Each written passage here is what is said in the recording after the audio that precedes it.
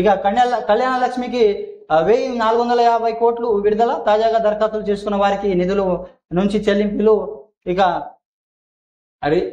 ఉత్తర్వులు జారీ చేసిన ప్రభుత్వం. హైదరాబాద్ ఆగస్టుగా కళ్యాణ లక్ష్మి పథకం కోసం ప్రభుత్వం 1450 కోట్లు విడుదల చేసింది. 2024-25 సంవత్సరానికి గాను నిధులు విడుదల చేస్తున్న పేర్కొంది. కళ్యాణ లక్ష్మి కోసం తాజాగా దరఖాస్తు చేసిన వారికి నిధులు చెల్లింపులు వస్తాయని అధికారులు తెలిపారు. ఈ మేరకు బీసీ సంక్షేమ శాఖ బుధవారం జియో జారీ చేసింది. తాజాగా ఈ పథకం కింద లబ్ధిదారులకు 116 ప్రయోజనం అందుతున్నట్టు ఒక హెడ్లైన్స్ అనేది చూస్తున్నాం.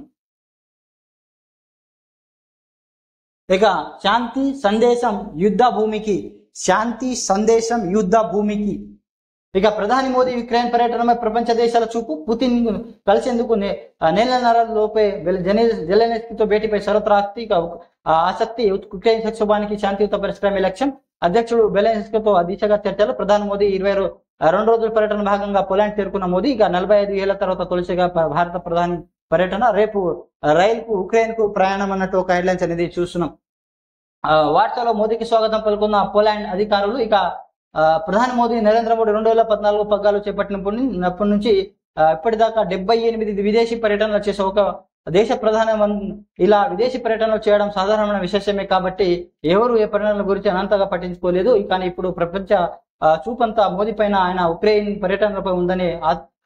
అత్యాసక్తి కాదు. అమెరికా, యూకే, చైనా లాంటి దేశాలు రష్యా యుక్రెయిన్ పై యుద్ధంపై వివరాలు అనేటి రేపు ఆయన ఉక్రెయిన్ కూడా